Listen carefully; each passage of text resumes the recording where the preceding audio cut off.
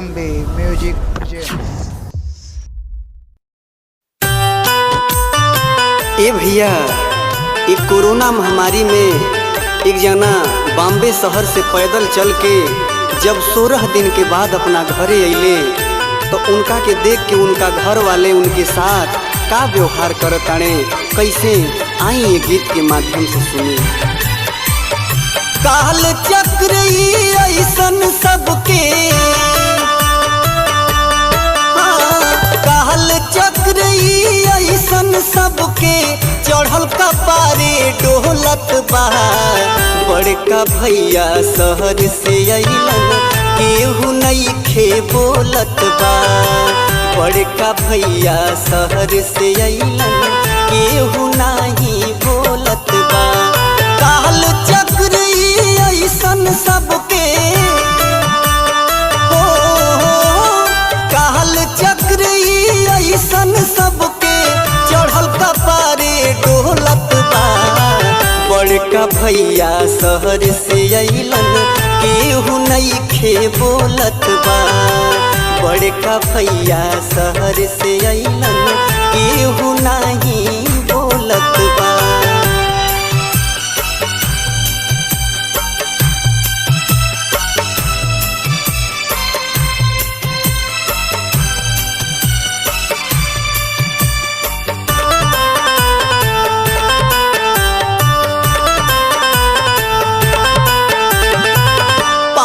छाला पड़ल बाउन के अखिया जैसे जागल बा।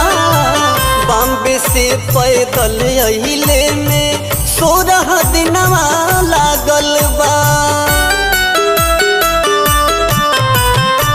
पाँव में छाला पड़ल बाउन के अखिया जैसे जागल बा। बॉम्बे से पैदल अइले में 16 दिनवा लागल बा। बड़ा प्यार से बोलत बाड़े, बड़ा प्यार से बोलत बाड़े, मुहवा केहू ना खोलत बा। बड़का भैया शहर से अइलन केहू नइखे बोलत बा। बड़का भैया शहर से अइलन केहू नाही बोलत बा।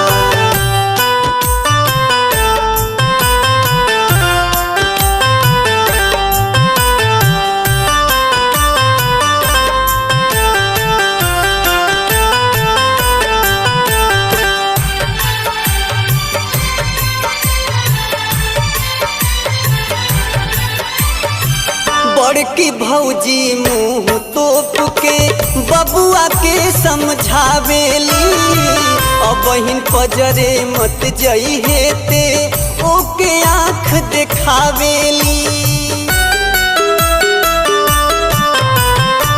बड़की भौजी मुँह तोप के बबुआ के समझावेली, अब बहिन पजरे मत जइहे ते ओके आँख देखावेली। ऐसन पापी हवे कोरोना, ऐसन पापी हवे कोरोना, रिश्ता में विष घोलत बा। बड़का भैया शहर से अइलन केहू नइखे बोलत बा। बड़का भैया शहर से अइले केहू नाही बोलत बा।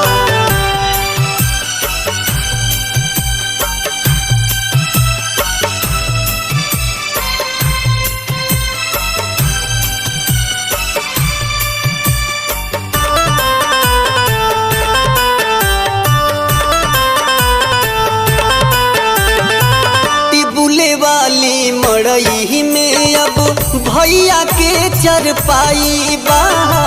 मस माछी के छोड़ी उहाना केहू के आवाजाही बा।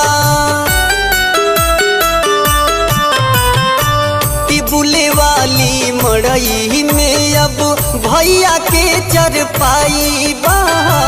मस माछी के छोड़ी उहाना केहू के आवाजाही बा।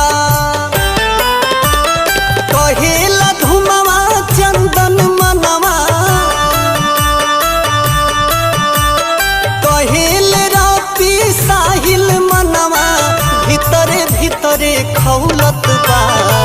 बड़का भैया शहर से अइलन केहू नाही बोलत बा। बड़का भैया शहर से अइलन केहू नइखे बोलत बा।